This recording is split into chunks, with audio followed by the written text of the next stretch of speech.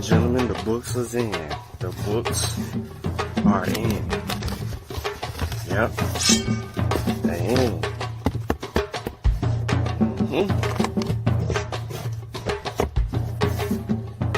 They're here.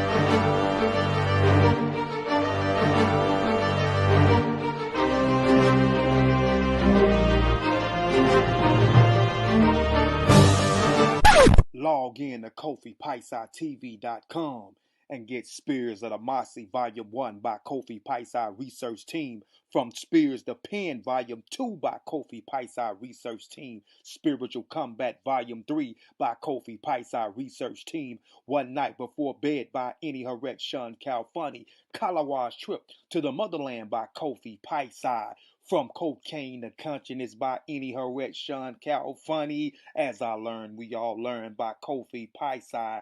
Also, if you want fresh merch, go to our online store, Family Connect Apparel, and get all the brands. Also, get our 54 deck of quiz and educational cards available now on KofiPaisaTV.com. ETM Hotel, ETM Hotel, Rennie Sean, welcome in peace. My name is Sean. I'd like to thank everybody for tuning into Science with Sean. I am live streaming from the Mossy and Science with Sean channel. For those of you that are on the Mossy right now, I am going to drop the link to the Science with Sean YouTube channel, because we'll pick up the conversation and things of that nature on Science with Sean. Right there is the link. Go ahead, subscribe. Peace, DC, Omar, Morpheus, Infinite Minds. Donnie was good. Brother Chavis is in the building somewhere. I think he on Science with Sean. Yep. Peace, Brother Chavis. Nunu. Changed the profile up. Got the glasses on. Stacy was good. Anybody else that'll catch the replay, peace to you. What up, Tika? My name is Tika. What it is. What up, Sutek? So yeah, we're gonna get in, man, have a nice little conversation real quick, little learning experience, nothing too heavy. This will be short, and then we'll continue the conversation. I decided to do this right now before I go and run, so I'm trying to let some food that I ate maybe about 30 minutes ago digest. But yeah, man, like the show, share the show, tell a friend, and let's have a little experience. Let's have a little experience today. What can we learn, right? Everything's about learning, development, and growing. I'm gonna tell y'all a little bit about why I'm doing this. I know y'all might have better things to do, so let's get straight into why I'm doing this. Oh. Full screen. Now, sure. All right, so the Cytokine Storm, right? How many people are actually familiar with the Cytokine Storm? Put a 1 in the chat. Either one of the chats if you're familiar with the Cytokine Storm. You put a 2 if you're not. If you've been paying attention to a couple of conversations, you've heard this word besides you, Chavis. You've heard this mentioned in a conversation Look at this dude. He can't help himself. But you heard this word mentioned in this word mentioned in the conversation with me and Unc before. Now, and I'm gonna get into that.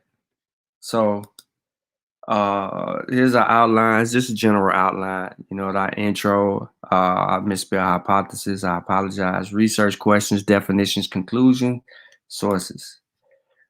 Disclaimer, of course, copyright disclaimer under Section 107 of the Copyright Act 1976. Allowance is made for fair use for purposes such as criticism, comment, news reporting, teaching, scholarship, education, and research. Fair use is a use permitted by copyright statute that might otherwise be infringing. All right, in this lecture, we will try to define and understand exactly what cytokine storms are. In a previous conversation with a pharmacologist, this term was used as to insinuate that mRNA vaccines provoke this type of response in humans and can potentially cause deaths. We set out to clear up the confusion, and hopefully this lesson is well received. Yeah, like the show, share the show. I know when I get into it, some people may join. I don't know if somebody else is live. I know I seen something where the killer pseudo was live. So a bunch of people could be entertained, going over there to be entertained. So this will be archived. So anyone that will watch it on the replay, hopefully you will learn something from this bill. My hypothesis. In the wake of mass vaccinations, I believe anti-vaxxers began misusing medical terms to create hesitancy in people.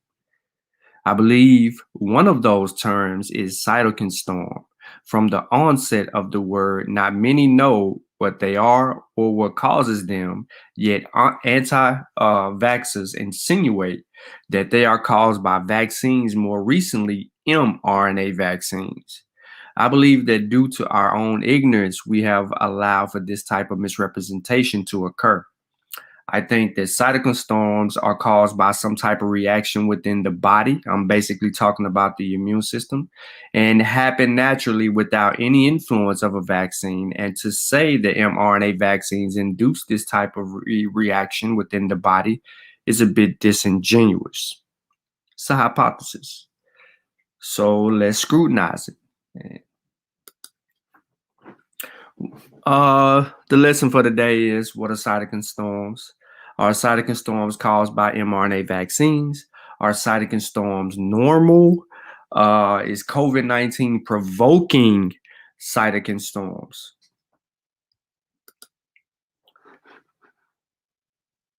The immune system has an impressive ability to respond to various pathogens. Normal antiviral immune response requires the activation of the inflammatory pathways of the immune system. Cytokines are produced by immune cells that are part of the innate immune response, including macrophages, dendritic cells, natural killer cells, and the adaptive T and B lymphocytes. An unchecked and overexuberant immune response, known as a cytokine storm, can lead to irreversible tissue damage. This has been recognized in severe and critical COVID-19 patients. The cytokine storm results from a sudden acute increase in circulating levels of different pro-inflammatory cytokines, including IL-6, IL-1, TNF-alpha, and interferon, which has destructive effects on human tissue. Cytokine storm may cause acute respiratory distress syndrome and is the major cause of death in COVID-19 patients. Elevated levels of IL-6 may be an early indicator that a patient is at risk of cytokine storm and acute respiratory distress. Measuring IL-6 levels may help assess disease progression and help physicians develop treatment plans. Beckman Coulter offers a suite of diagnostic solutions to help physicians manage the care of COVID-19 patients, including an assay that measures IL-6. Beckman Coulter continues to explore diagnostic approaches to address challenges the pandemic is imposing on health systems around the world.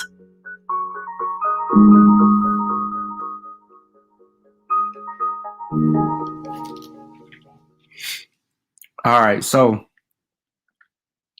I told some people in the Science with Sean chat what I didn't say in the Master Warrior Clan chat is that in this presentation, I intentionally left out my conclusion because I wanted to draw the conclusion at the end,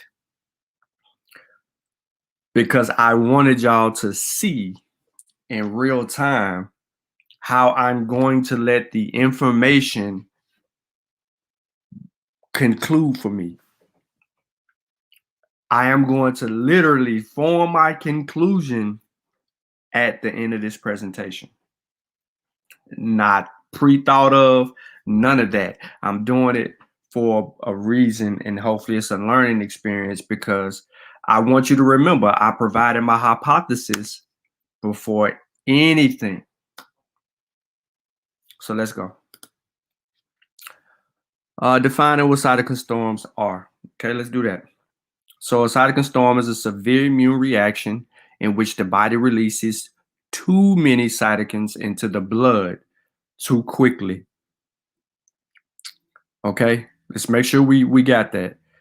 It's a severe immune reaction in which the body releases too many cytokines into the blood too quickly. Now, cytokines play an important role in normal immune responses. We heard from the previous video how it was mentioned that it deals with the innate immunity response, right? So here we go, dealing with that normal immune response. But having a large amount of them released in the body all at once can be harmful. So that's where the harmful part comes in, right? Now, a cytokine storm can occur as a result of an infection, an autoimmune condition, or other diseases. It may also occur after treatment with some type of immunotherapy. Signs and symptoms include high fever, inflammation, redness and swelling, and severe fatigue and nausea. Sometimes a cytokine storm may be severe or life-threatening and lead to multiple organ failure, also called hypercytokinemia. I have to say that slow for the people in the back. All right, nah. But it's hypercytokinemia. There you go. Say that fast 5 times. Now, cytokines are small proteins released by many different cells in the body, including those of the immune system, where they coordinate the body's response against the infection and trigger inflammation. The name cytokine is derived from the Greek words for cell, cyto, and movement, kinos. There you go. In its most severe form, severe acute respiratory syndrome, coronavirus 2, SARS-CoV-2, the virus that causes coronavirus, the disease 2019, leads to a life-threatening pneumonia and acute respiratory distress syndrome, which is called ARDS. The mortality rate from COVID-19 ARDS can approach 40 to 50%. Although the mechanisms of COVID-19 induced lung injury are still being elucidated, the term cytokine storm has become synonymous with its pathophysiology, both in scientific publications and in the media. And the media is the biggest issue. Absent convincing data of their effectiveness in COVID-19, drugs such as tocilizumab and sirolimus, which are monoclonal antibodies. Y'all heard these before. You might have heard Chavis bringing these up. Monoclonal antibodies targeting interleukin 6 activity are being used to treat patients. Trials of these agents typically cite the cytokine storm as their rationale. You see the 2 abbreviated trial data right here. These 2, where my mouse is getting big at. These are 2 clinical trials that are running right now, and that's the identification number for those trials. Now, a critical evaluation of the term cytokine storm and its relevance to COVID-19 is warranted. Cytokine storm has no definition, none. Broadly speaking, it denotes a hyperactive immune response characterized by the release of interferons, leukeins, tumor necrosis factors, chemokines, and several other mediators. In short, it's the release of a massive amount of immune response to a particular area, which is overly excessive, too fast, too soon, which can throw the body all the way off. These mediators are part of a well-conserved and innate immune response necessary for efficient clearance of infectious agents. Cytokine storms implies that the levels of released cytokines are injurious to host cells, distinguishing an appropriate from a dysregulated inflammatory response in the pathophysiology of critical illness, however, has been a major challenge. To add further complexity, most mediators implicated in cytokine storms demonstrate pleiotropic downstream effects and are frequently independent in the biological activity. The interactions of these mediators and the pathways they inform are neither linear nor uniform. Further, although their quantified levels may suggest severity of response, they do not necessarily imply pathogenesis. Now, this complex interplay illustrates the limitations of interfering in the acute inflammatory response based on single mediators at an indiscriminate time point. You get sick, your immune system begins to develop some type of protection, but it releases too much of everything at one time to try to fight off the infection, and it has sent you into a respiratory failure phase, allowing your body to not regulate itself. It completely deregulates, and you're under a storm. So think of a tropical storm or a hurricane, right? Coming to land.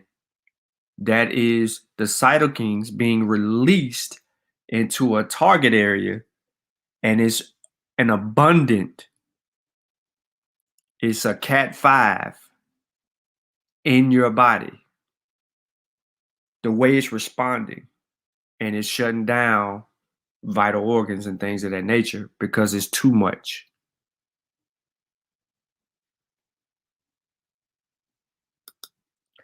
From a historical perspective, a cytokine storm was previously referred to as an influenza-like syndrome that occurred after systemic infections such as sepsis, after immune therapy such as colitoxins.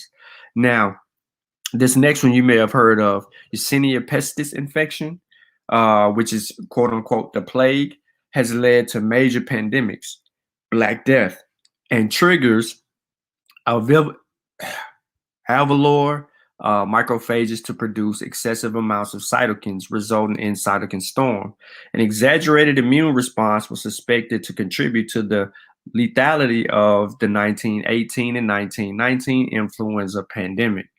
In fact, you see how they changed the term. Instead of them saying the Spanish flu, they changed it to just an influenza pandemic. That's dope. In fact, the reconstructed H1N1 virus isolated from the 1918 pandemic as compared with the common reference strands of the virus that causes influenza A, trigger marked pulmonary inflammation in mice. Recognition that the immune response to the pathogen, but not the pathogen itself, can contribute to multi-organ dysfunction. You heard me mention that before.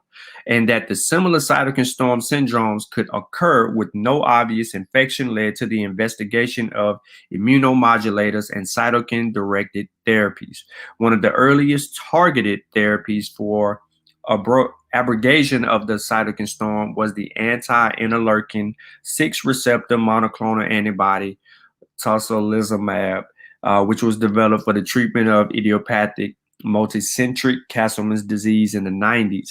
And a host of other disorders have been described as a cause of cytokine storm and targeted with the immune-direct therapies such as cesspit, primary and secondary hemophagocytic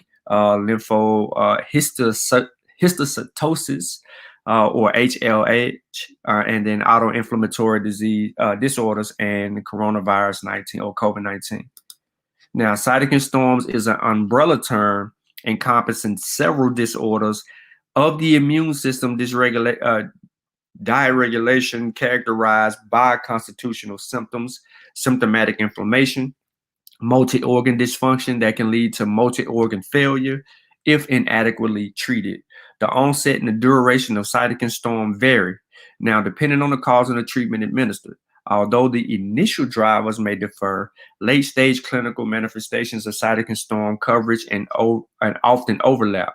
Nearly all patients with cytokine storms are febrile, and the fever may be high-grade in severe cases. In addition, patients may have fatigue, headache, rash, diarrhea, feeling abnormal just all the way. They might feel a little anorexia. They might, have a whole bunch of things going on, neuropsychiatric findings. It's a bunch. So these symptoms may be due directly to cytokine-induced tissue damage or acute phase physiological changes, or may result from immune cell-mediated responses. Now, cases can progress rapidly to disseminate intravascular coagulation with either vascular occlusions or catastrophic hemorrhages and dyspnea, hypoanemia, and hypertension. Now, I ain't gonna tell y'all what else it could cause. The name of the game is that it also will be death. He said, shout out word to those. Man, I ain't gonna never be it. Some of them I can, some of them can't. Now, many patients have respiratory syndromes, including cough and tachypnea. Now, that can progress to acute respiratory distress syndrome or ARDS, with hypoxemia that may require mechanical ventilation. So the name of the game is that there's so much that occurs or transpires when a cytokine storm happens that you are at the mercy of your own immune system trying to defend itself, but overly extending itself. What up, Mal? What up, German? Yeah, we on Science with Sean too, by the way. Now, in severe cases of cytokine storm, renal failure, acute liver injury, or cholestasis and stress-related, Malcolm, how you say that word? Takotsubu, like cardiomyopathy, can also develop. I got Malcolm here on the Mossy. The combination of renal dysfunction, endothelial cell death, and acute phase hyperproliferative, which is like pneumonia almost, can lead to capillary leak syndrome and anasarca. Now, I don't know what anasarca is exactly, but I can look it up. Not right now. Now, changes that are similar to those observed in patients with cancer who are treated with high-dose interleukin-2. Remember, we were talking earlier about interleukin-6. Now we're talking about interleukin-2. So there's different levels to this interleukin. Now, neurological toxicity associated with the T-cell immune therapy is referred to as immune effector cell associated with neurotoxicity syndrome or cytokine release syndrome associated with encephalopathy. Now, the neurologic toxicity effects are often delayed, developing several days after the onset of the cytokine storm. All right, so in short, interleukin-2, bunch of toxicity. You got cell failure or cell issues. You got your immune system overworking. You just got basically, like I said, a Cat5 syndrome going on in your body. He said we need the big word. Now, the really big words that we see on here are going to be very, I don't know, Malcolm could do a really good job at explaining them big words, but pretty much the some of them I can recognize, but I'm gonna get them on here in a second. Now, the laboratory findings in the cytokine storms are variable and influenced by the underlying cause. Non-specific markers of inflammation, such as the C-reaction protein, which is the CRP, are universally elevated and correlated with severity. Many patients have hypertriglycemia, right? Or various blood count abnormalities. We should know what hypertriglycemia is. And such as leukocytosis, leukemia, anemia. Y'all know what this thrombone right here, right? Y'all heard the thrombocytopenia. I know I botched that one. And elevated ferritin and D-dimer levels. Now, changes in circulating cell counts are most likely due to a complex interplay. I actually got some of these defined among cytokine-induced changes in production and mobilization of cells from the bone marrow. What else y'all know about the bone marrow? I'm gonna stop right there. I'm asking a question. What else do we know about the bone marrow?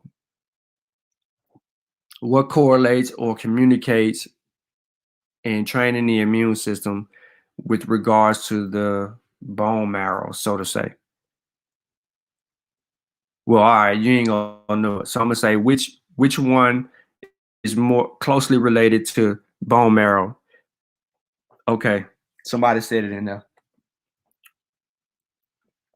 Nah, man, hold on. Listen. Which the B or the T, the B cell or the T cell can correlate with bone marrow because it deal with immunity. That's why I said it. That's why I said Juju was right. Chevy said nothing because you ain't thinking about immunity, Chevy. All right, so immune-mediated destruction and chemokine-induced migration, prominent elevations in serum inflammatory cytokine levels such as interferon Y, and interleukin-6 and interleukin-10, and soluble interleukin-2 receptor alpha, a marker of T cell. I just gave the answer. I gave the answer. Yeah, T cell activations are usually present. So anytime you see, and this is just from studying, y'all. Anytime you see bone marrow or something like that come up, and you're talking about something regarding the immune system, you're going to find T cell activation or T cell stuff going on. I don't know about bone marrow like that. Oh, okay, I got you. I ain't gonna hold it to you. All right, I got you, Matt. Give me a second. I got you on here. We can talk about some of these words. It should be good too. But yeah, man, anytime you're dealing with bone marrow, because they're trying to say that natural immunity. The last episode we talked about natural immunity. When we talked about natural immunity, I brought up the case where the people were talking about bone marrow and the memory, immune memory and things of that nature. And they talked about how the B cells and all that. Yeah, she got it. Well, she kind of knew because she be watching the videos though. And she might just knew from her own memory too. So I ain't gonna discount that. But yeah, she was right on that. All right, now highly elevated serum interleukin-6 are found in CAR T cell therapy induced cytokine storm and several other cytokine storm disorders. So again, bone marrow, when you're talking about bone marrow and immune system, you're talking about those T cells. But I wonder if she could say the name that actually come with it. Look at her line. Now, when the cytokines that raise immune activity become too abundant, the immune system may not be able to stop itself. Immune cells spread beyond infected body parts and start attacking healthy tissues, gobbling up red and white blood cells and damaging the liver. Blood vessel walls open up to let immune cells into surrounding tissues, but the vessels get so leaky that the lungs may fill with fluid and blood pressure drops. Blood clots throughout the body, further choking blood flow. When organs don't get enough blood, a person can go into shock, risking permanent organ damage or death. Most patients experience a storm will have a fever, and about half will have some sort of nervous system symptoms, such as headache, seizures, coma, says Randy Cron, a pediatric rheumatologist and immunologist at the University of Alabama, Birmingham, and co-editor of the 2019 text, Cytokine Storm Syndrome. They tend to be sicker than you expect, he says. I want to stop there for a second to breathe. Just a second. Think about what I just said, what happens in the cytokine storm, like what happens, everything that transpires. Like somebody's laying in the hospital bed, right? Or for instance, I thought about my friend when I was reading this. I thought about my friend and how he was laying in the bed. He kept on saying he was having a little trouble breathing, but his temperature was up and he just wasn't feeling well or whatever. And the whole time he could have been under a storm, but he doesn't know. But he'd be under a storm when he had COVID. He can be under a storm, and people looking at him might think that he's sick, but not sicker than you expect, as the doctor stated. You see what I'm saying? So that's scary right there. That storm is like silent. There you go. Yeah, look. She had to go research it. Look, I asked the question 5 minutes ago, and she just now came back with an answer. She had to go look it up. The first hints that severe COVID-19 cases include a cytokine storm came at Chinese hospital near the outbreak's epicenter. Physicians in Wuhan in the study of 29 patients reported that higher levels of the cytokines, remember this, the 1L and 2R and the 1L and 6 were found in more severe COVID-19 infections. IL-6 was also an early indicator of the cytokine storm-like conditions in 11 patients. Analysis by physicians in Guangdong. Another team analyzing 150 cases in Wuhan found that an array of molecular indicators for a cytokine storm, including the IL-6, CRP, and ferritin, were higher in those who died than in those who survived. An immunologist in Hefei reported similar results among patients who died, as well as high levels of active damaging immune cells spewing dangerous cytokines in the blood of COVID-19 patients who required intensive care. Cytokine storms are also raging among U.S. patients. I've seen plenty of it. Robert Carrico, chief rheumatology at Temple University of Philadelphia. Precise data aren't in yet, but he says that a sizable fraction, perhaps 20 to 30% of patients with severe cases and lung symptoms have signs of a cytokine storm. COVID is maybe a relatively unique cytokine storm. It seems to happen quickly with this virus. Randy Cron. Now, the solution then might be to quiet the rampaging immune response. Steroids are often the first choice of treatment. You remember earlier in the pandemic when they couldn't resolve the issue or stop death, they began to look for alternate measures to just stop people from dying, not to prevent, because they weren't in a position to prevent or treat. They were only in a position to try to spare the lives of people. So the people that came to the hospital whose lives they couldn't, they putting ventilators on everybody and they were trying to do all of these things. They really couldn't overcome the storm. Imagine in the earlier onset of the pandemic, when the numbers started running up, when it got crazy, even before then, but when it got crazy, the numbers just started skyrocketing. Those people were under cytokine storms. Literally, that was inducing death. They didn't have a way to actually treat it. So here we are, we're talking about a solution. A solution then would be the quiet, rampaging immune response. Steroids, So this is what made me say that, because I remember reading a study in the Journal of Nature and a New England Journal of Medicine and Lancet that said that they were using steroids as a treatment.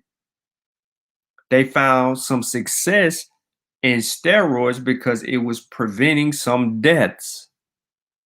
So they began to use it. Remember, this is right around the time they were also trying to figure out if hydroxychloroquine would work, because the president went on a whole rampage about hydroxychloroquine, and only to see that it didn't really do anything. So they were using hydroxychloroquine, they were using steroids, and they was using some other medications to try to prevent these people from dying.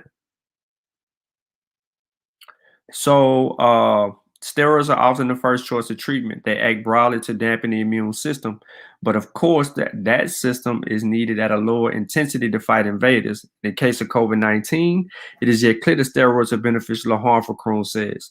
These are also medications that interfere with specific cytokines. If steroids are an atom bomb, these drugs will target missile strikes. The idea is that they'll leave the good immune response intact. For example, anakinra, or the Kinret, is a modified version of natural human protein that blocks receptors for cytokine IL-1. It's FDA approved for rheumatoid arthritis and multi-systems inflammatory disease in infants.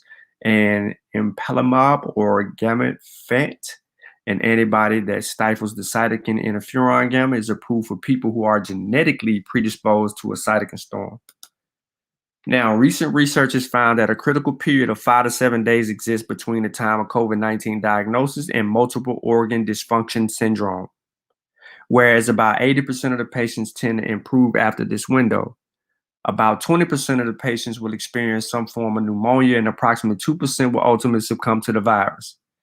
A huge range of anti-inflammatory therapies are being looked at the treatment of cytokine storm and COVID-19 to directly reduce the deleterious effects of the cytokine storm can have on individuals who test positive for COVID. Researchers have recommended that immune therapy is administered at a time of a cytokine storm diagnosis. Some notable immunotherapeutic strategies that have been proposed for the purpose, including neutralizing antibodies, which can be obtained from the plasma of patients who previously survived COVID-19, IFN inhibitors, oxidized phospholipid inhibitors, and sphingosine 1 phosphate receptors 1 antagonists. And further clinical studies must still be performed to fully evaluate the ability of the treatments to find some successfully inhabited cytokine storm induced by COVID-19. Now, here we go. Earlier, you had heard me mention that a pharmacologist has stated that the vaccines were causing cytokine storms in the body, interleukins and C-reactive proteins. Steroids. Okay, I got you. Okay, so Malcolm basically summed up what we were saying right there. Them words, some of them words is just basically, he says, interleukins and C-reactive proteins, and of course we said steroids. All right, so there's no evidence to suggest that mRNA COVID-19 vaccines or non-mRNA COVID-19 vaccines would result in cytokine storms. Cytokine storms happen when outside pathogens trigger an overproduction of proteins called cytokines. This overproduction can result in damaged lung tissue, acute respiratory distress syndrome, and death.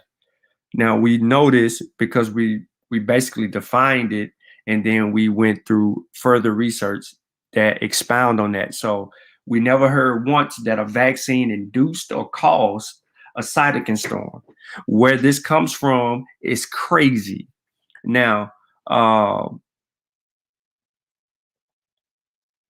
don't have to read no more of this particular slide because we totally understand that organ failure, there's some dysfunctions, you have inflammatory issues and things of that nature, and this is just gonna keep on going on about the science. All right, so this is a continuum from the previous slide. And it talks about, phase 3 trials are designed to specifically detect such negative outcomes. So we know that they're looking for negative outcomes. Now, neither Moderna nor Pfizer, the two leading biopharmaceutical companies that produce mRNA COVID-19 vaccines being distributed, found any evidence of ADE or cytokine storm from any trial phase. Any trial phase. One more time. Sound like Kofi. Any trial phase. All right. Now, in addition, rates of disease were significantly lower in vaccinated group, and among those who did contract COVID-19 in the vaccinated group, rates of severe disease were lower than in the placebo group.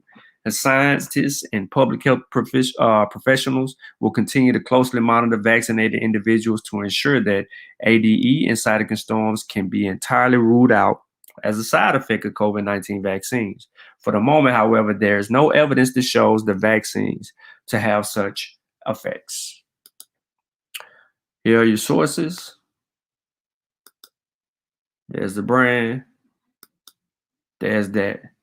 Now, bear with me one moment, because I said that I'm going to give you my conclusion live. Now, I did let the slide kind of go out, but I got to get Malcolm on here. All right. I'm going to put that in the chat for you, Mal. We can wrap real quick. So, my conclusion. All right. Now, remember what my research questions were. Anybody? I know y'all probably don't remember. There was a lot of information in there. It's compact. All right. So, basically, we define what cytokine storm. So, my conclusion is this. Based on what cytokine storms are and how they react and respond, right? A vaccine could never induce that type of a response in the immune system. Doesn't cause inflammation, doesn't cause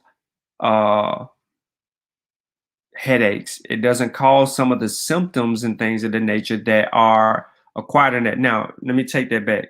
You can get vaccinated, you can have a little slight headache, but you're not going to have some of those other issues that deal with organ failure, right? mRNA vaccines just came out. Cytokine storms have happened in different times. We talked about in this, the first one, right? We gave dates. I think I gave you a date. Let me make sure I gave you a date. If I didn't, I should have. We talked to yeah, we did 1918. We talked about that, right? We talked about 1918. We talked about in the 90s, right? They related the first cytokine storms around, around those plagues. Remember, I said Yersinia pestis infection, the plague, led to major pandemics, the Black Death. That was a sign of cytokine storms, right? They didn't have a way of stopping that. They didn't even really pretty much understand it wholeheartedly. But your immune system is over-exaggerating. It's overextending and over-exaggerating, and it's causing failure in your body that's leading you down a path of potential death. So I would conclude, based on the definition alone, that it would rule out immediately COVID-19 vaccines. Cytokine storms are not normal, but they are induced by a reaction in the body. And yes, COVID-19 is provoking those storms. You see, when I read a quote, because the way COVID has responded to how it's hit people and hurt people, that response has been robust. And I can see also why scientists have concluded the way that they concluded on that as well. But I do have Brother Mal on the panel with me. Busy brother, front line in the fight, teaching. You ain't really had too much time to shoot the shizzle with us, but he's here today, and I want to yield the floor to my brother. and see if we can, if I can find some of these words and he can clean them up for us so that we can circumnavigate the learning experience this afternoon or this evening. How you doing, my brother? What's going on, good family? Always good to hear from you. Always good to see you dropping in knowledge and information, man. People just don't know how valuable of a show this is. And I need to do a better job of promoting, to be honest with you, because you're dropping some really good information, dropping some really good sources, and then you got some pretty consistent listeners. So obviously they want to hear the information and news. Really good articles you drop, man. Talking about the COVID, natural infection, and immunity from natural infection and immunity from the vaccines. Pretty good information, man. And just glad to be a part of the show. Oh man, no thing, man. You always welcome, bro. So, in one of these slides, I know you kind of came in a little bit late. We were talking about some of these big words. So I want to throw out one of these words, and then you can kind of go over it. Well, let us know if you're familiar with it or not. Hold on. Let me get here. So, can you explain to us really, we know this is an acute liver injury, but they call it cholestasis. And then they say, and a stress-related or, what is it, Takotsubo or myopathy. Sorry, I said that wrong. Cardiomyopathy. Okay. You said acute liver infection, or acute liver failure that you mentioned.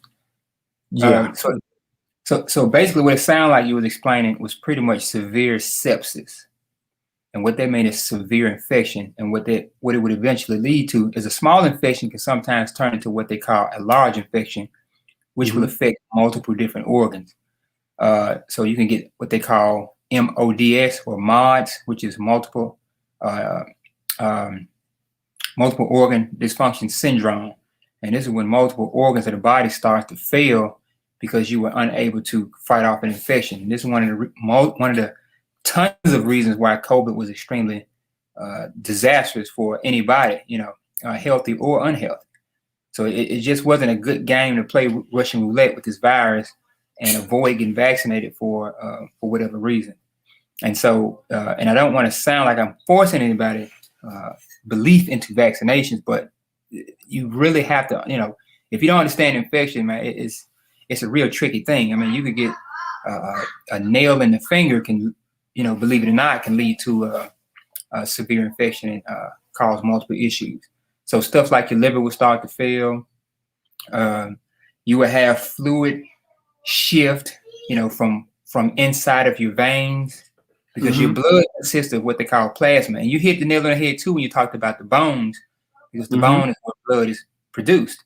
And so you will have B lymphocytes produced in the blood, and the T lymphocytes will mature in what we call the thymus, which is in the center of the chest, and it shrinks as you get older. So this is why older people may have issues with their T cell counts and things like that. So, but the blood consists of multiple different layers of different compounds. So you have what they call white blood cells, red blood cells, platelets. You have immunoglobulins or antibodies that you're talking about, and you may have plasma. And plasma makes up most of the blood. And this plasma, when you look at blood, if they take your blood and draw it, and they put it inside of a spinning tube that spins extremely fast, the heaviest portion of the blood will start to settle at the bottom. But the top portion of your blood will be the lightest part and will sit at the top. And it'll be this clear straw-like or yellowish colored fluid that we would call plasma, and it consists mostly of water. So when this plasma leaves your veins and goes into the outside spaces in between your tissues, you're not going to have enough plasma for your blood to circulate. And so your blood is going to be extremely thick. And it's this thickness of the blood that causes the blood to not be able to circulate as adequately as you need it to do so that you can maintain stuff like your blood pressure and your pulse rate. And so when this blood gets thick like that, and the movement of it causes it to do what they call stasis, or to not move like it needs to, it will start to coagulate. I don't know if anybody's ever seen somebody bleed out. If you look at the blood that's on the ground, it starts to lump up. It gets sticky and thick. That's because it's trying to clot. And so, not to hold the mic for too long, but I'm trying to segue this into another point too, because what you were describing is infection and inflammation, and they are actually two separate processes. So if I get hit in the head with a baseball bat, I may have a blood may leak from a vessel inside of my head, and that's going to immediately cause inflammation. So what happens in inflammation, you're going to have pain, heat, swelling, redness, tenderness. Okay, that's inflammation. And inflammation sometimes will likely include white blood cells too. But when you have infection, infection is infection and inflammation. So you get a double whammy. Right. Why do you have to deal with it? Right. That's a lot going on. Absolutely. Another one is I think I might say this one incorrectly, but hypoalbuminemia. Some of what you were describing is also in that word. Okay. You said hypoalbuminemia? Yep. Hypo means low, and albumin is the main protein inside of the blood. Emia means blood. So a lot of the medical terms are just pretty much Latin terms with a bunch of prefixes and suffixes. And that just means low albumin protein in the blood. And albumin is the main protein in the blood. And it's this protein that helps you to pull, remember that fluid I talked about that might leave and go outside of the veins or the arteries or that vascular space? Albumin helps to keep that plasma inside of the veins so that you can maintain a normal blood pressure. Because if you go into septic shock or you're dealing with severe sepsis, your blood pressure drops too low and your body can't maintain perfusion, which is the circulation of blood to certain vital organs. Your body will literally try to protect itself by shedding off blood flow to places like your skin, and it'll try to conserve blood flow. It'll take away blood flow from places like your stomach. So you may get nauseated, maybe some vomiting, but it's trying to conserve blood when the body goes into shock. It tries to conserve the rest of that blood pressure for vital organs like the heart, lungs, kidneys, and the brain. Otherwise, because it knows without those, it can't do anything else. So yeah, that's hypoalbuminemia. I'm pronouncing it wrong myself. No, you good. That's because when we mess a word up, me or you know what I'm saying? More so than me. You know, we mess y'all up. All right, another word I wanted to get to was anasarca. You familiar with that, anasarca? Anasarca, spell that one for me. I might have. ANASARCA.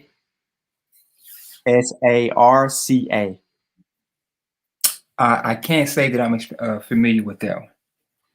Okay. That's it's a severe and generalized form of edema, which is basically you got tissue swelling throughout the body. Like that one kid who does a YouTube or Facebook or something, a little black kid. He had hair, then he lost his hair, and his face swelled up, and he got puffy eyes and things of that nature. Kind of look like that. Yeah. Okay. So a lot of what you're describing, all of this is basically dealing with fluid, that plasma shifting from one place to the next. So edema is pretty much, and a lot of times you'll see it in people's lower legs and feet, stuff like that. And that's because gravity is pulling, they have reduced blood movement. So that fluid, again, is going outside of the vascular space, and it's finding space in between the tissues and outside of the cells and stuff like that. So it causes that swelling. You can go over there and just kind of press on some people. And then some people, believe it or not, that fluid will actually leak through their skin. You can see it. Especially like your congestive heart failure patients. They have a lot of edema in the lower extremities. So So that's what that edema means.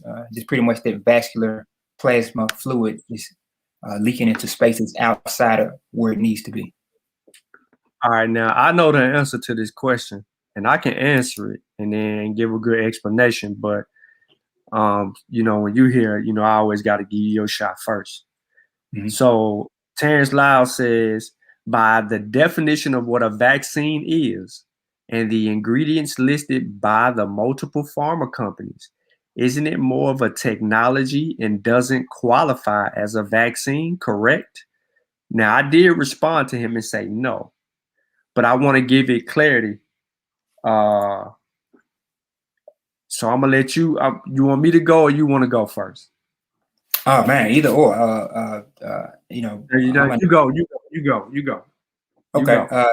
So it's definitely a vaccine. It's doing what vaccines are designed to do. Technology has multiple different definitions. So pretty much technology is new information or the application of new information. So you could say it's new vaccine technology. How about that?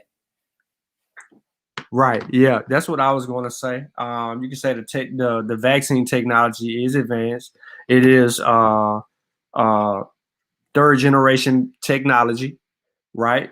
We have to think about the evolution of inoculations because that's what it was called initially, was inoculation, right? The evolution of inoculation was to basically slit your skin and inappropriately cut your skin, I should say, right? Open the womb up and introduce the live pathogen to you. That was not only was that was like a suicide mission, right? But that's what it was. Now, inoculations improved with a technology that was similar. This time, they would cut you and then they would have that little tool where they would rub the virus up against you, not like introduce it how they did earlier on on the continent of West Africa, among the Akan, the Yoruba, and other West African countries that were familiar with cowpox, smallpox, things of that nature, right? So that's early inoculations evolving in two phases, and then you have the introduction of intuitive, if I'm saying it correctly, and not intuitive. What is it when you is a lesser weakened strand of a virus is why I can't say this word. To attenuate it. Attenuate. There we go. Yeah. So to you had an attenuate, which was a weaker or lessened strength part of the virus. It made it safer than the live thing. That played a part in the evolution of inoculations into vaccinations when they began to work on that technology. So that technology, right, that orchestrated a phase of changing of the way that things was administered right there. And then you go into second generation vaccines, which would be adenovirus vector vaccines, so to say, where we would use some form of a different virus, a weakened strand of a different virus, enable it a little bit in the way that we can genetically modify it, so to say. I'm just using genetically modified. Don't take me right there on that word, but and you can correct me, Mal. And then we introduce it that way, similar to what the Johnson & Johnson vaccine is today, what COVID-19 vaccine is today, and then that would do something. Now, the new technology is just allowing us to do things better. That's it. So there's always been an evolution, and I feel like that, maybe we'll have a fourth generation vaccine that'll be a little bit more advanced than the third generation, but I don't see that because from the first inoculation to the first vaccination was a period. And there was this big gap, like 50, 60 years or something like that. Then it was 50, 60 years before another one. And then it's been 50 or 60 years before another one. And some parts in there, it took them from the first vaccine that was made to the next vaccine that was made, it took a span of almost 60 years for them to make one vaccine for one virus and then a new one for another one. So, man, listen, science and technology, technology and science and technology work well together, and they have helped us resolve some issues. Absolutely.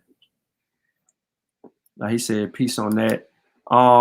If you are on the Mossy Warrior Clan YouTube channel, I am going to cut it, and we're going to pick up on the Science with Sean channel. I'm gonna drop the link again right there for anybody that want to join the discussion. And I'm gonna say to my Mossy Warrior Clan family over there, Shimim Hotep, we're gonna end it right there, and we're gonna keep on rocking out. Now we on Science with Sean. Let's go to the next one. I don't want to keep you too long. I know you're busy, man. I got all night. I promise. I got just got to take neonatal emergencies to my students. Tell them how to treat these newborn babies. And I got I want to say a few trauma classes coming up, but I'm teaching a few high school students some MAP courses, or in a MAP course program. We created an anatomy and physiology class for them. That's going to last about a month long, but all of that's pretty much in the bag. So I got all night. I throw every word you got, man. I'm fascinated to be on the show. All right, so you know that word I asked you about a little bit, the Takotsubo, cardiomyopathy. Cardiomyopathy. The taco. What did you spell that word? The TAKOT, Takotsubo, SUBO. Okay. It's a syndrome. It's some type of syndrome. It's a stress syndrome to the cardiomyopathy. Cardiomyopathy. So with cardio, obviously means heart, and myo muscle. So we're talking about heart muscle, and opathy typically means when you see the word PATHO, that means a disease or something abnormal. So cardiomyopathy would be abnormal cardiac muscles. So something is going on in the cardiac muscles, which is brutal, which can turn out to be a major issue. You definitely don't want to be dealing with any issues with cardiomyopathy. And unfortunately, a lot of people are dealing with this even outside of the viruses, just dealing with stuff like high blood pressure or cardiovascular diseases, different things that may increase the amount of pressure that increase the amount of stress that the heart has to deal with. And this virus, I'm telling you, man, it did almost damn near everything that you could do to a human body. When I found out this thing was causing blood clots, I knew right then. And that's one of the words I think I heard you use, D-dimer, the D-I-M-E-R. They do D-dimer tests to determine the level of how likely it is that you will clot. And what they were using against that were some blood thinners early in the pandemic, and probably even later in the pandemic. And you also mentioned too the steroids. What was it? Prednisone was one of the medications that they was utilizing initially, and that is because it is an anti-inflammatory, meaning it is against inflammation and will help to reduce the amount of inflammation that you're dealing with. And that's why they was giving that medication. Dexamethasone was the name of it. Yep, dexamethasone. Yeah, I remember that. Tika asks, how can a person reverse this condition, plasma leaving the cells? There are a couple of ways. First off, depending on the etiology or the reason why it's happening, if you're dealing with an infection, you're going to have to likely get rid of the infection. But one of the things they're definitely going to do is increase the amount of fluids that they're giving you. So they're going to give you an IV and try to dump as much fluid as they can in you to maintain a certain blood pressure. And they don't want to dump too much fluid in you because it can oversaturate or dilute your blood, which reduce the ability of your blood cells to carry oxygen. And that's something that we don't want to do. But in other cases, they may give you medications that may pull that fluid back. And an example of that is if you have somebody who has a brain injury, and let's just say they're leaking fluid out into the brain space, that's very bad. That'll cause what they call increased cranial pressure. And one of the medications they can give to pull that fluid out of the brain and back into those vessels is an osmotic fluid. You can use 3% normal saline, or maybe they can use a medication called mannitol. And what they do is they work by osmosis. Osmosis just means they cause water to move over from one area to the next. So, and also exercise. If you're just somebody who have fluid in your lower limbs or something like that, you should exercise. And that way you will increase improvement in your vascular space, especially your veins. You got veins and arteries. So veins typically have valves, and they need you to walk. You have to walk in order for those valves to open up, or else fluid will stay stagnant in one place. This is why it's very important that you don't sit down for an extended period of time, or that your family members, when they're sitting in those hospital beds for long times, they need to be moved every so often, because you'll start see pitting edema, as Brother Sean mentioned earlier, in those lower areas like the sacral or your behind. Almost cut. So I can go off too much. Let me whatever you got next.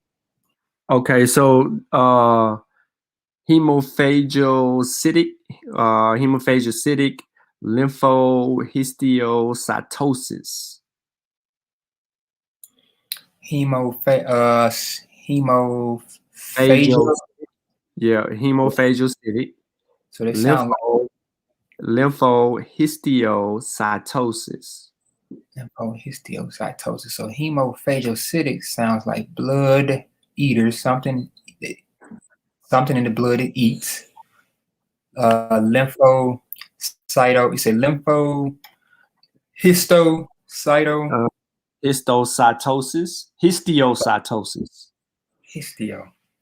Why am I getting on histio? Lympho would be lymphocells or lymphocytes or lymph system. I'm getting hung up on histio, and I know that cytosis would mean osis. Anytime you see osis, mean condition of. I'm trying to break that word down, because this is, and that's the thing about this virus, man.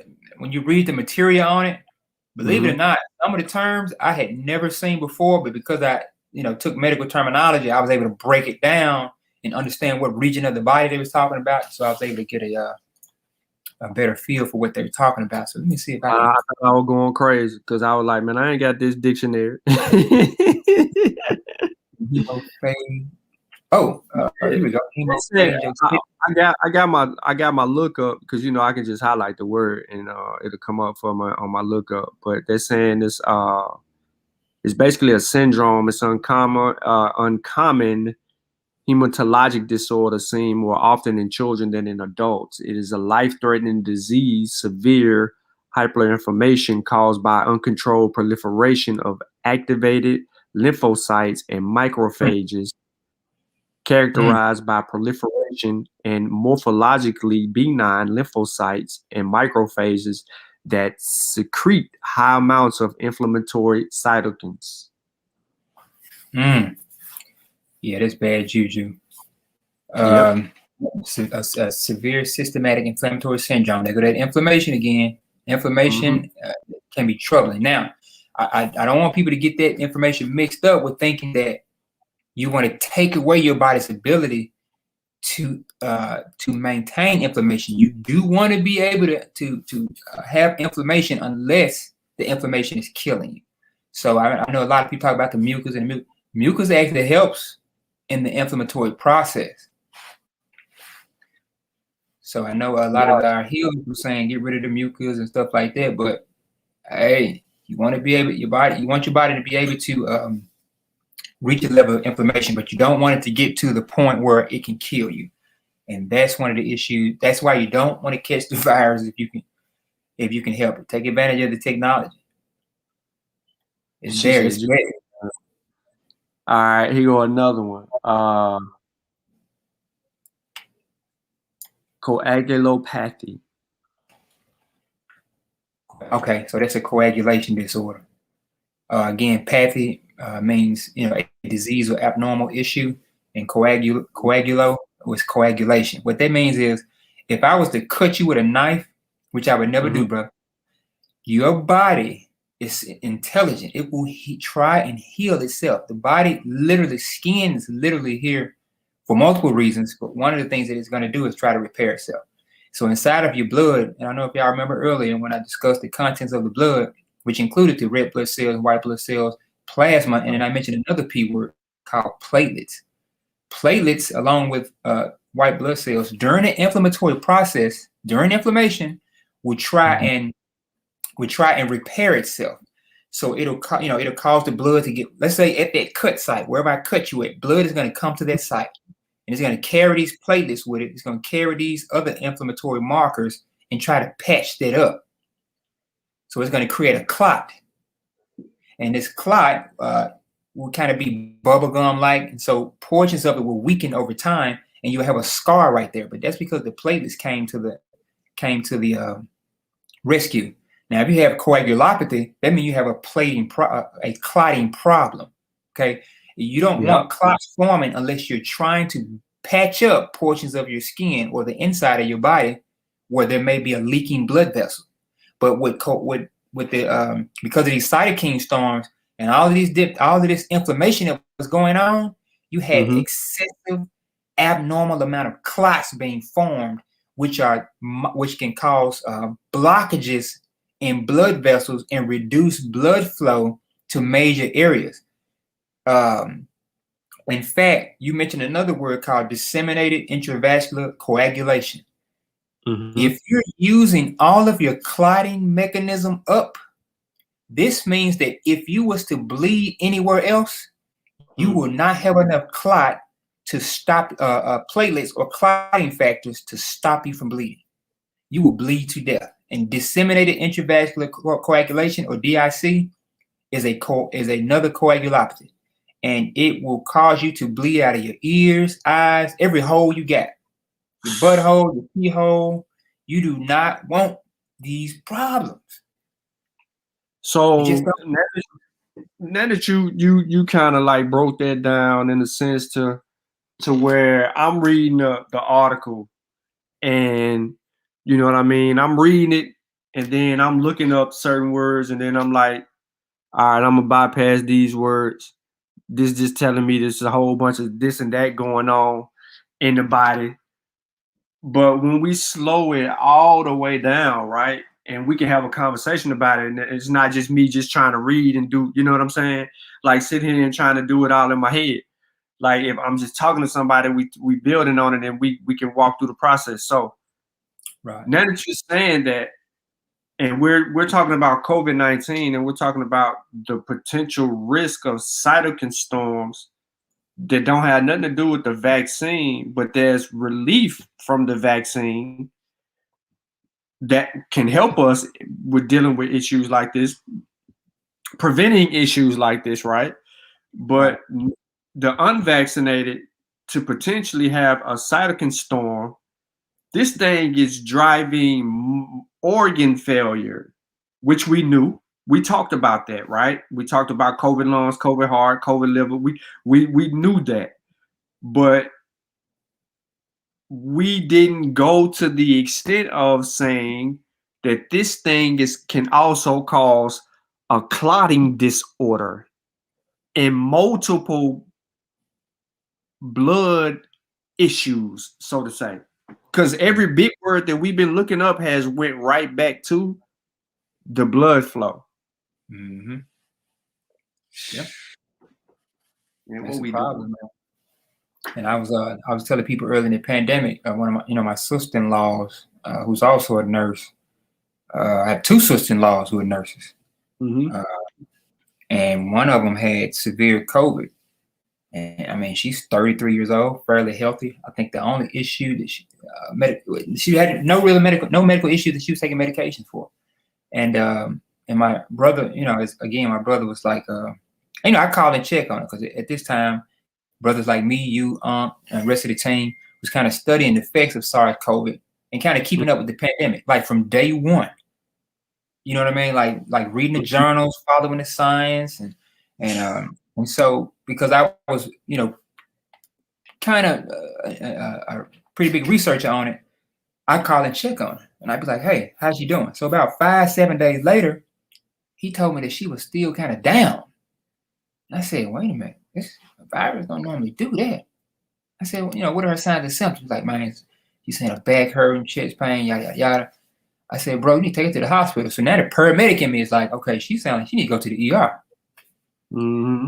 Like, no, I'm saying, I think she's fine. And I said, no, she needs to go to the ER, bro. It shouldn't. After this long, that shouldn't be going on. This is not normal. Man, he didn't listen. So later on in that day, she was like, hey, I need to go to the hospital. Now, no, I hadn't talked to her. She didn't know I said none of this. Man, she went to the hospital. They found out she had left lobe pneumonia. She had pleural effusion, which is fluid around the outer layer of the lungs. And this can impair your ability to breathe. And she also had a pulmonary embolism. Anytime you hear pulmonary, that means in the lungs. Embolism is a clot in the lungs. This can kill you.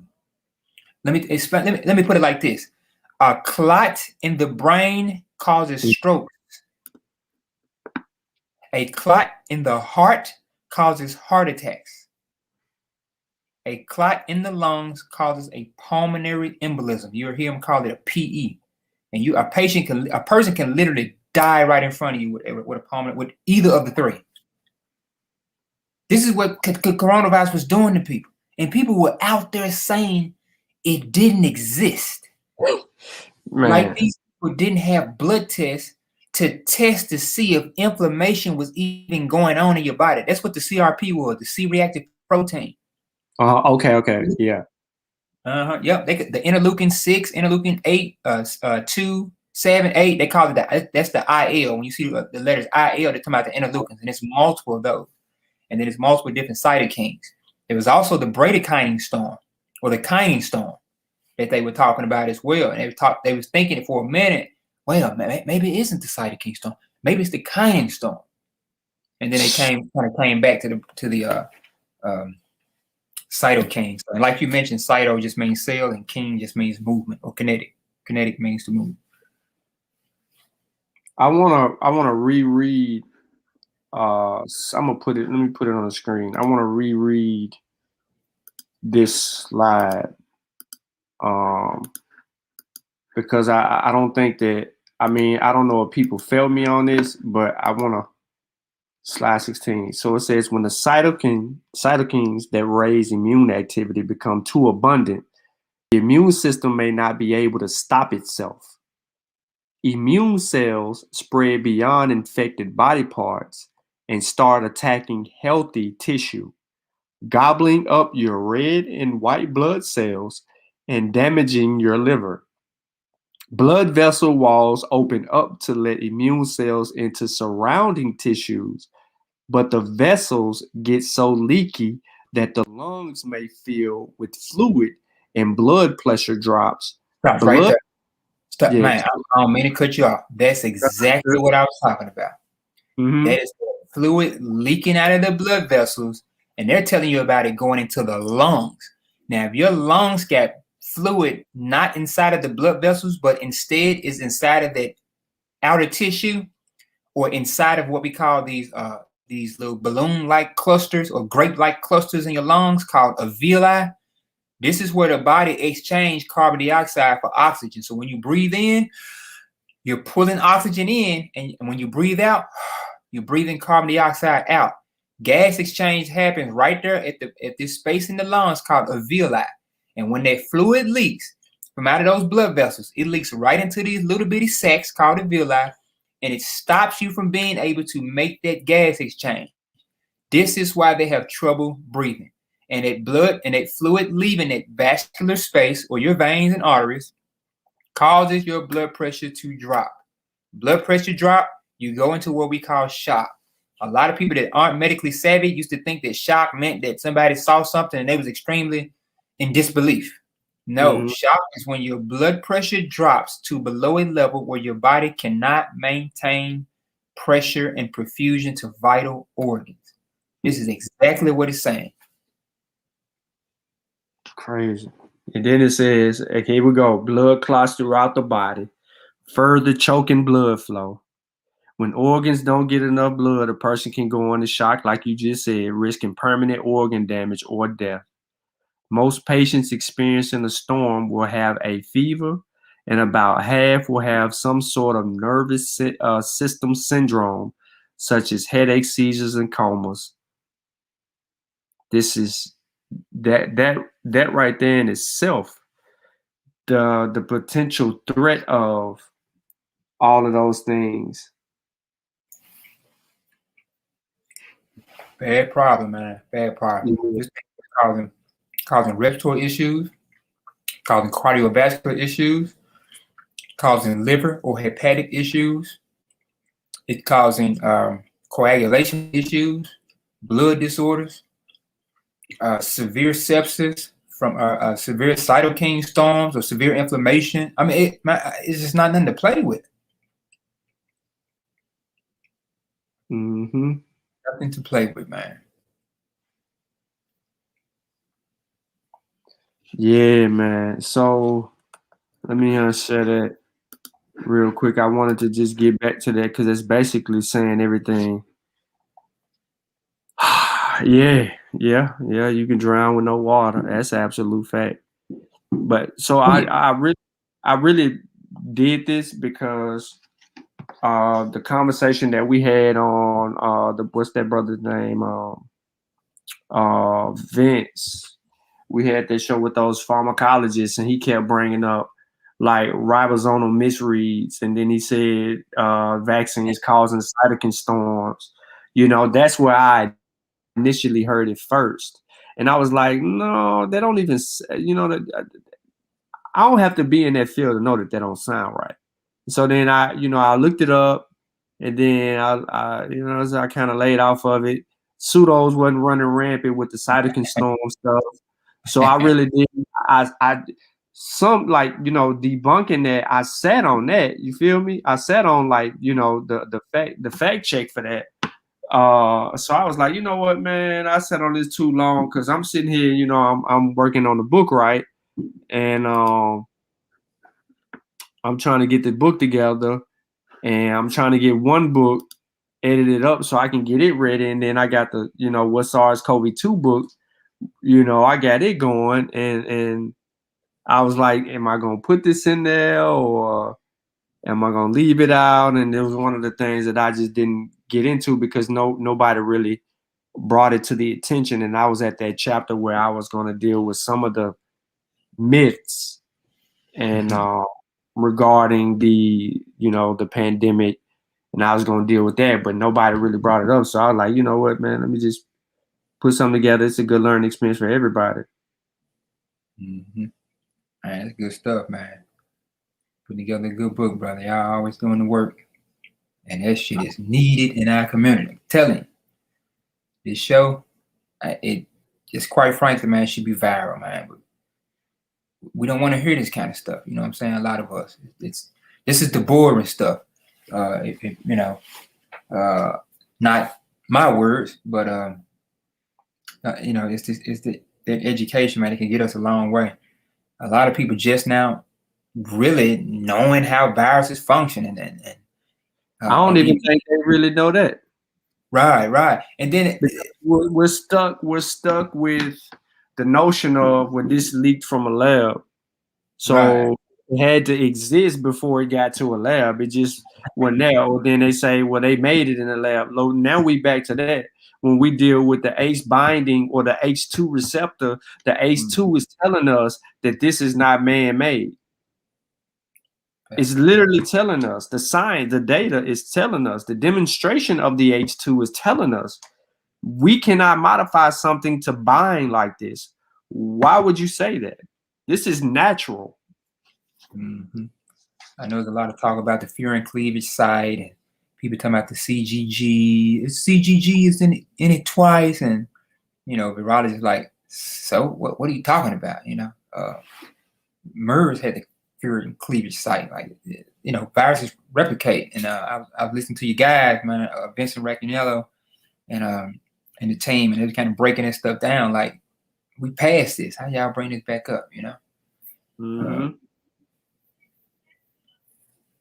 So it's you know, just how the same people that gave us the virus gonna give us a cure. It's like, where your critical thinking skill?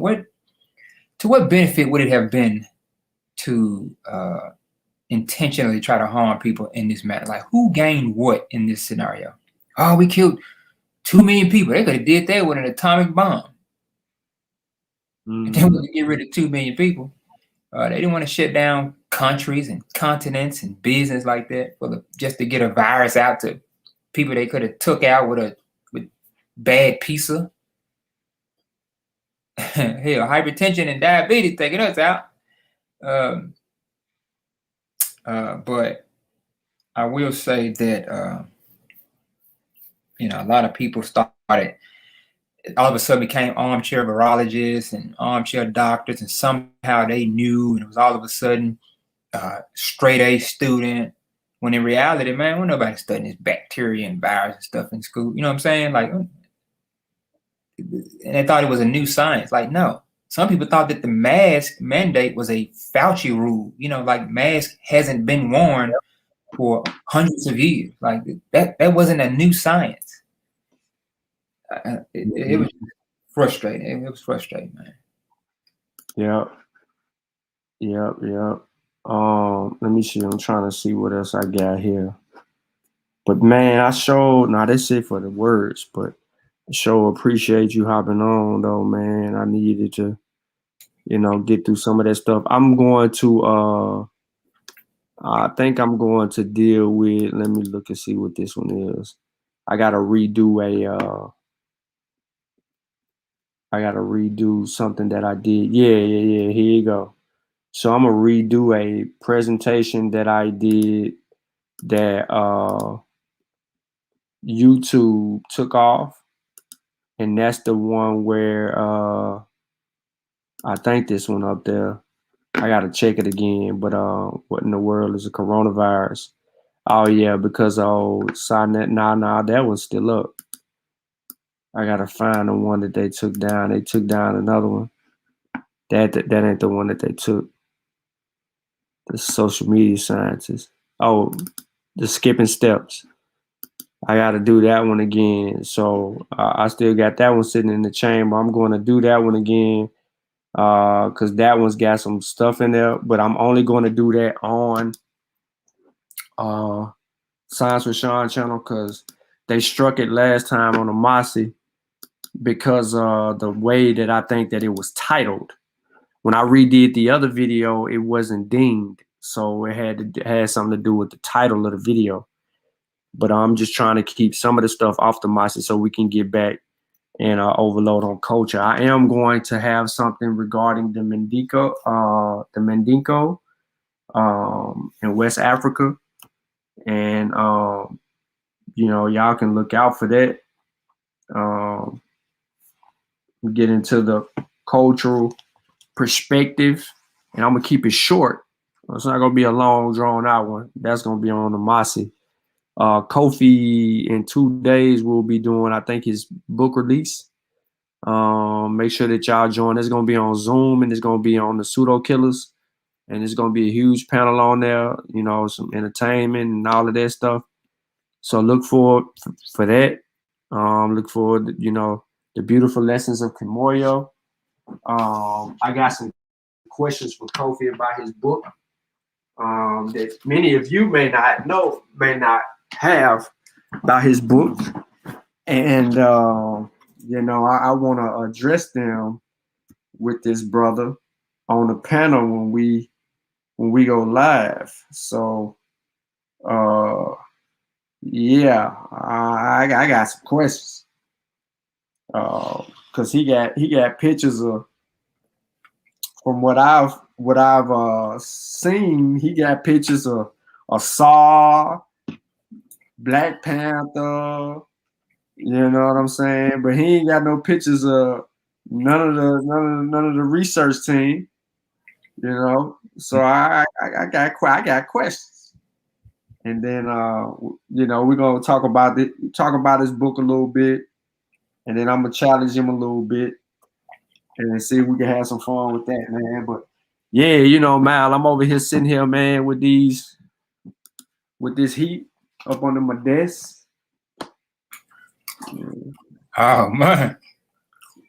Oh, you loaded. Yeah. So let me put volume 1 down a little bit, and let me get right into chapter 4. Chapter 4 specifically. So there's chapter 4 deal with adaptive immunity and the establishment of memory. You know what I'm saying? Yep. And you know, so there was something unique that was said here in the and I'm gonna read it since I showed it. Peep this. I'm gonna give you some bullet points, just a couple of them. It says there are 2 primary types of T cells, the CD4 plus and the CD8 plus T cells. The CD4 T cells interact with the MHC class 2 producing cells, including professional antigen presenting cells and B cells, and synthesize cytokines and growth factors that stimulate help. The specific class of lymphocytes with which they interact, and then the CD8 T cells, also called cytotoxic T lymphocytes or CTLs, interact with antigen presented in the context of MHC class I proteins. When productively engaged, the CTLs can destroy the cell presenting the antigen. And then it says the adaptive response is characterized by a few things that we all know of: speed, antigen specific memory, and self-control. And then degradation of foreign proteins by professional antigen presenting cells, such as the dendritic cells, and are the critical reactions that bridge the innate and the adaptive response. And activation of tissue residence dendritic cells causes them to leave the site of the infection and migrate to the lymphoid tissues, where native T or naive T and B cells are found.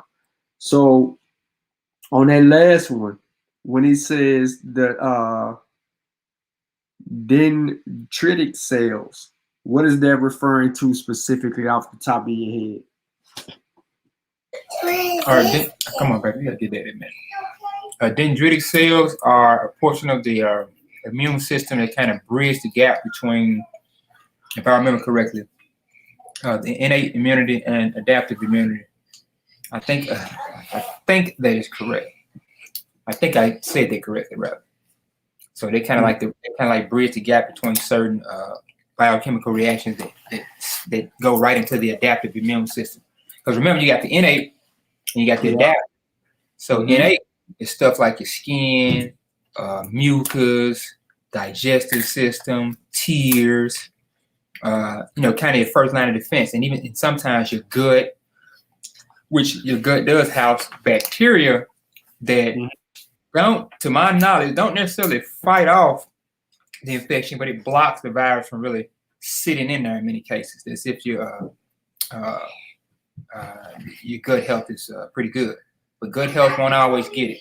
The body literally has an immune system, especially the adaptive, which helps it to remember this pathogen in case it hits the body again. So the adaptive, of course, breaks off into your T and B cells, both of which produce memory cells, but the B cells will produce the antibodies, while the T cells will produce what you called the CD4 cells and the CD8 cells, so those cytotoxic killer cells. Cytotoxic means toxic cells. So if those CD8 cells see an infected cell, it will kill it, so that it doesn't mess up, the homeostatic phase of the body. The body's intelligent, man. It's built for this, but it won't always survive this. You know what I mean? Yeah. So a vaccine will help you to a vaccine will help you to, and people, whether people want to hear it or not, it'll help you to skip all these possibilities, and you go straight into producing antibodies. And that's why it takes a little time, because it takes a little time for it to memorize, the pathogen that it's trying to build a defense system against. And that's why I keep telling people, like, the gut health will only take you so far, but the body literally has a system in place designed for long-term memorization of potentially, life-threatening pathogens. Mm-hmm. Okay. Well, yeah, man, I ain't gonna hold you up this evening, man. I know kiddos want to get their time in, so I'm about to get out here, man, and I'm about to go jogging. Kicking it with the pseudos again today. Where Unc at? That's where everybody ran off to. That's where everybody ran off to. That's where Unc at. Let's see what he's saying with Unc at, and then we can let people know where he at.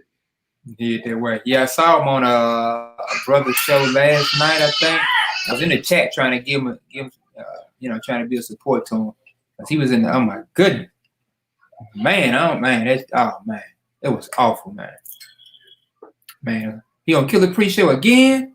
Oh, man, can't be possible. He back over there with them. He must have called in. Okay. And when you take things personal, that's why it damages your Where you at? damage control your ego. Yeah. And you're living off the false narrative anyway. You're living off the ego. I think he probably was telling me the name of it. The show from last night.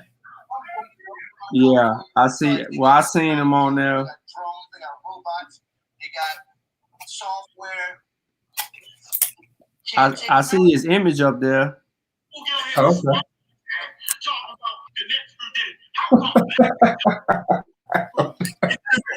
Artists, mathematicians, workers. I done told that man, get off these people. They're supposed to have on there talking about vaccines. One day he said, he over there again, boy. Oh, man. All right. Well, yeah, man, I ain't gonna hold nobody up, man. Y'all go over there, check out Killer Priest. I know y'all like the entertainment, you know what I mean? So, yeah, he on there. He's sitting on there. They just keep moving the image around. I'm gonna catch y'all later, man. It was a good hour and a half. Brother man, I appreciate you always coming through, bro. Bagging it up and, clearing it up, you know what I mean? And helping with the pronunciations and the understandings of the medical terms, you know what I mean? I need to give me one of them books, medical books. Anytime, man. Always. I'll make myself available, bro. So I catch you, man. I catch you later, man. You know what I'm saying? And we'll wrap up. The next time I get something going, the next topic, of course, I have you in on that. You know, I'll probably do some the debunking video and then come back and we might get into like the robber zones or something like that, or something that you'll be, in your lane out of the way. Okay, yeah. All right, bro. No, man, I'm gonna let everybody know what it is and how it go, and I'm gonna say Shimon Hotel. Peace. Peace.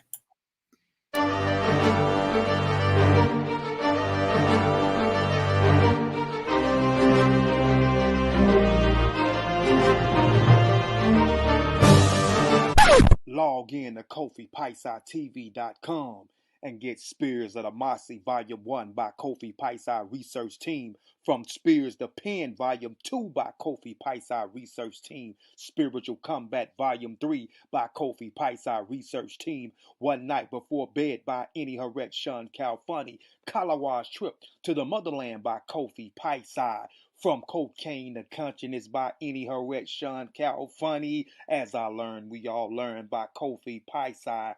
Also, if you want fresh merch, go to our online store, Family Connect Apparel, and get all the brands. Also, get our 54 deck of quiz and educational cards available now on KofiPaisaTV.com.